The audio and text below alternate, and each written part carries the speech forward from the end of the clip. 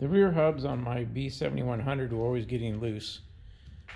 This is an original one. This was originally a pin, but I had a bolt to put through. And this is what tightens it up. Tightening this in, pushes in on this plate and tightens it around the hex axle. And the hex part of the axle got worn because this would always keep getting loose. So I tried even making some plates and welding them on there to make the hex farther out to rest in a place that wasn't worn. They still got loose. So this is an original one. That's what they look like coming from the factory. So here's what the new upgraded version looks like. They're much thicker. They've got the pin here that goes through the hole.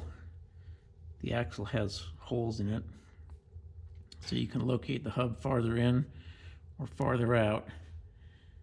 So first you slide it on there and put the pin in, and then this is the part that tightens it up. It's got, if I remember right, there are like a couple of opposing wedges that as you tighten up this bolt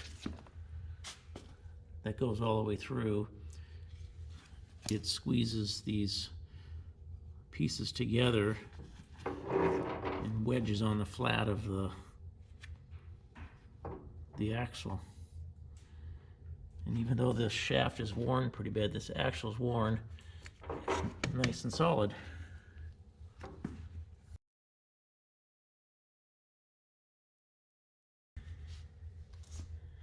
I've got it set so they're farther out, so my rear tires are about 4 feet apart.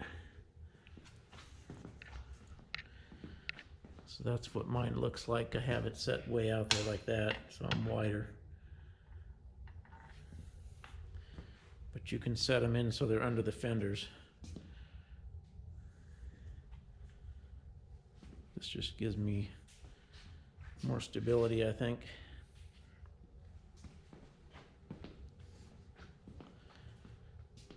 So these are worth getting. They're expensive, but they're a lot better than trying to keep the other ones tight and having the rear wheels fall off.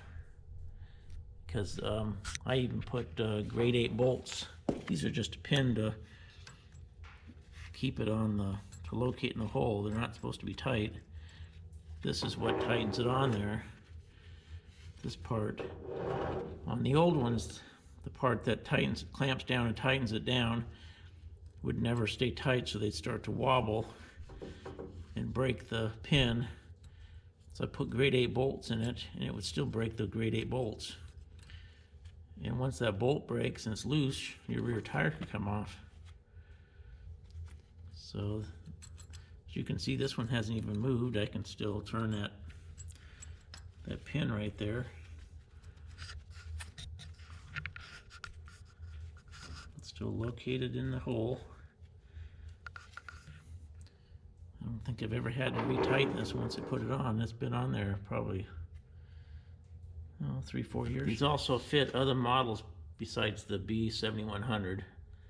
There are some older B-series tractors like this.